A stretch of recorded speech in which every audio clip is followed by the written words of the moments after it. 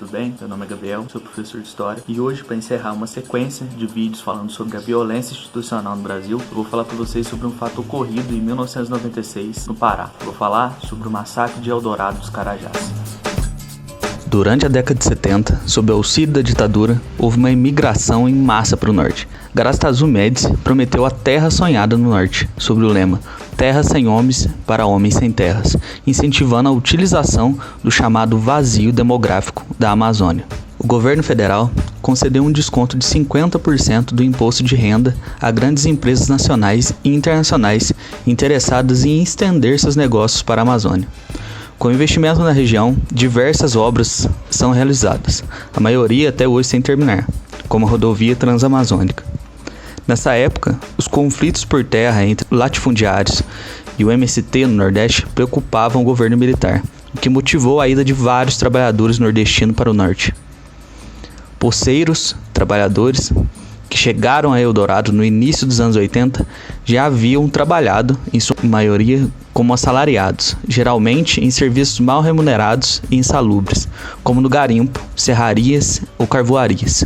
Eram pessoas que, de modo geral, foram criadas no campo, mas que saíram da terra natal em busca de novas terras.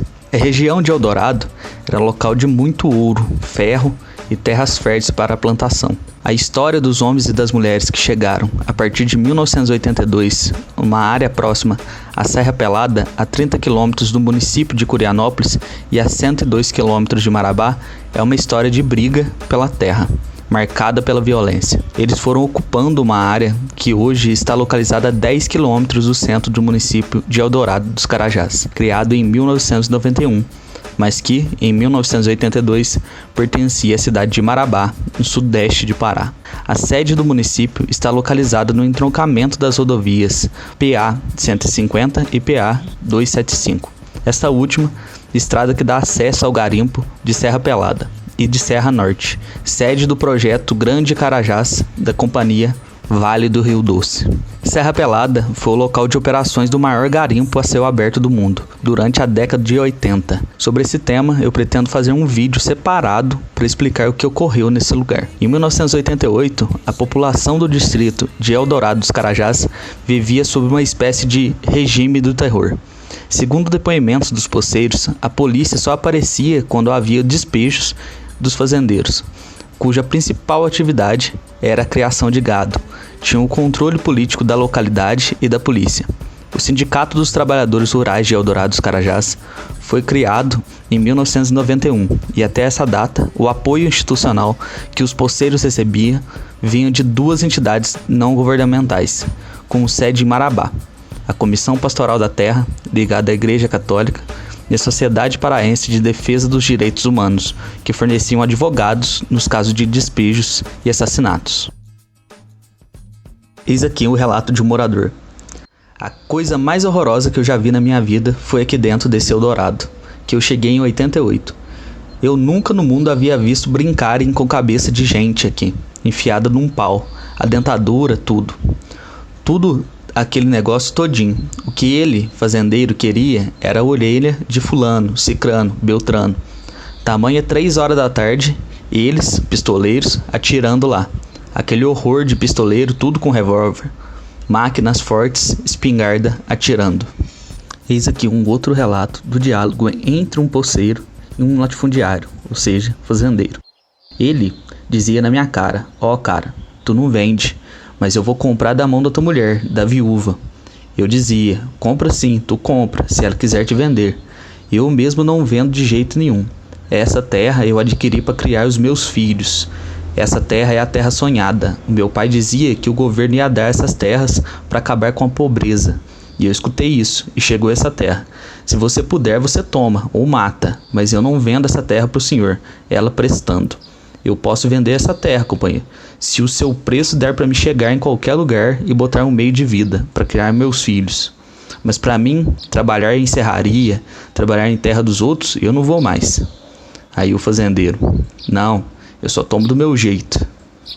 E o dono da terra: então pronto, eu não vendo e pronto, você dê seu jeito. Diante de todas essas circunstâncias, no ano de 95, se reuniram os trabalhadores da região para reivindicar algumas questões referentes às terras da região. O objetivo era marchar até a capital Belém e conseguir a desapropriação da fazenda Macaxeira, ocupada por 3,5 mil trabalhadores rurais, sob o auxílio do MST, Movimento dos Trabalhadores Sem Terra. Eles reivindicavam sua desapropriação com base no artigo 184 da Constituição Federal. Compete à União desapropriar por interesse social, para fins de reforma agrária, o imóvel que não esteja cumprindo sua função social, mediante prévia e justa indenização em títulos da dívida agrária, com cláusulas de preservação do valor real, resgatáveis no prazo de até 20 anos, a partir do segundo ano de emissão e cuja utilização será definida em lei. Regra geral da Constituição de 88 é que se você desapropria um bem por determinados motivos que sejam, que tem vários motivos, em regra o Estado deve indenizar o dono do bem, o dono do terreno, né? O latifundiário. Só que, geralmente latifundiário, né? Porque geralmente você está falando de grandes terras. Só que essa desapropriação, eu acho interessante essa estratégia que o MST usou, que o MTST estão usando, que é uma estratégia de evitar deixar o Estado com dívidas públicas, né? Que eles procuram sempre, como eu falei no último áudio, terras que sejam com dívidas. Ou seja, se está com uma dívida de uma terra, está com uma terra lá que vale 100 mil, como eu falei para você, certo? Obviamente que vale muito mais que 100 mil, mas só para exemplificar. E você tá devendo pro Estado 200 mil, tá ligado? Essa terra tá devendo pro Estado 200 mil, ele, além de não precisar pagar, o cara ainda continua devendo pro Estado 100 mil, entendeu? Ou seja, 100 mil que o Estado deveria para ele, e 200 mil subtraindo dá 100 mil. Então é uma estratégia boa, que além de desapropriar terras improdutivas, não deixa o Estado com dívida. Pode crer? Genial, né? Bem inteligente, né? Mas, via de regra, as terras, geralmente, a segunda Constituição tem que indenizar, né? O órgão responsável pelo Instituto Nacional de Colonização e Reforma Agrária, conhecido como INCRA, realizou a vistoria para desapropriar, mas o laudo atestou que a fazenda era produtiva. Segundo denúncias do MST, esse laudo foi conseguido através de um suborno junto ao superintendente do INCRA do estado do Pará. Os fazendeiros da região, temendo não conseguir reaver a terra com seus pistoleiros, fizeram uma reunião com o governador e o secretário de Segurança. A federação levou diversos presidentes dos sindicatos dos fazendeiros da região de Marabá para exigir uma maior repressão ao MST e entregaram uma lista de 19 pessoas que deveriam desaparecer para voltar à paz na região.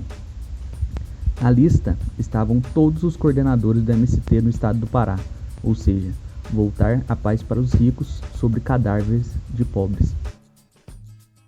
A ocupação abriria novas negociações com o INCRA para reverter a situação das terras. O INCRA e o estado do Pará prometeram toneladas de comida e remédios para o movimento, e esses se instalaram em um local conhecido como Curva do S, próximo a Eldorado dos Carajás. Por volta das 16 horas do dia 17 de abril, os trabalhadores rurais que estavam esperando a comida e os remédios receberam outra coisa do Estado.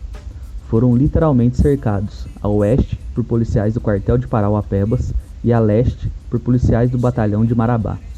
Um total de 155 policiais militares estiveram envolvidos na operação.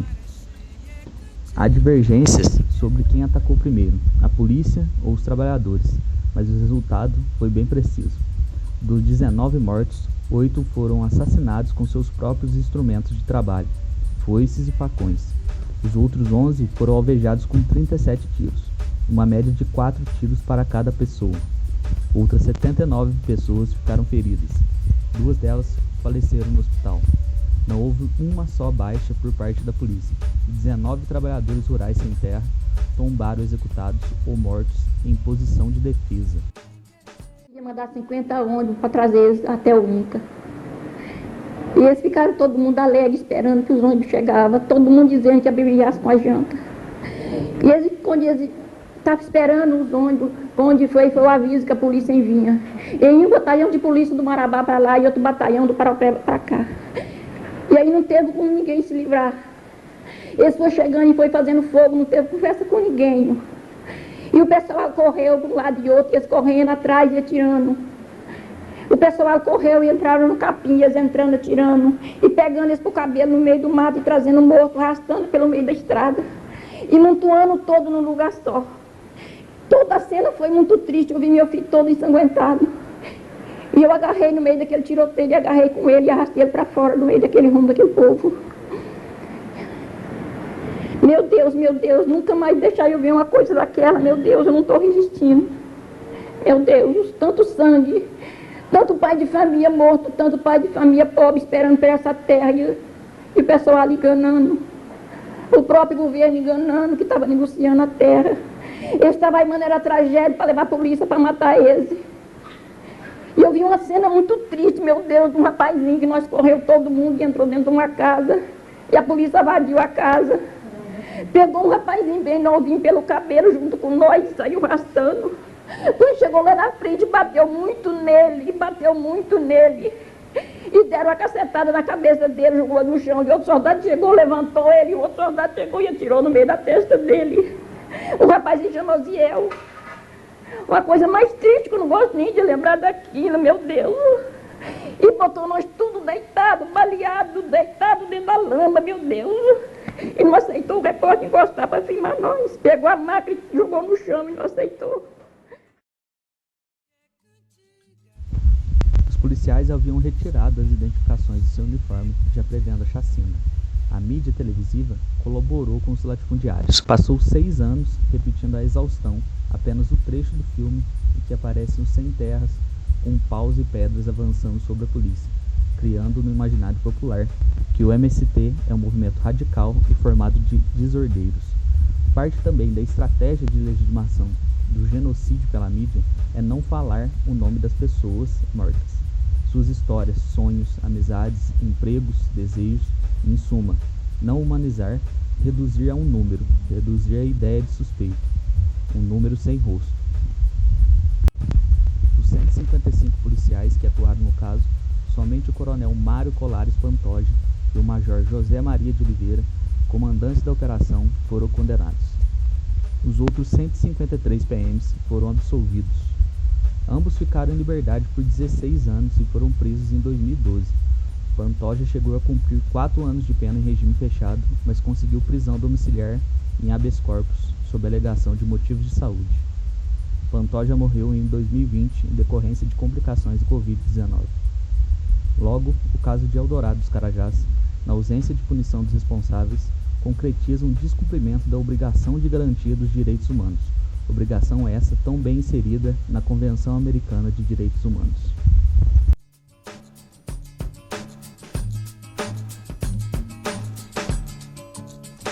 Por hoje é só isso. Espero que vocês tenham gostado. Se gostou, se inscreva aqui, deixa o like pra nós, ajuda pra caralho. E eu queria falar que nos próximos vídeos vou estar mudando um pouco a temática. E até a próxima sexta. E é isso. Obrigado.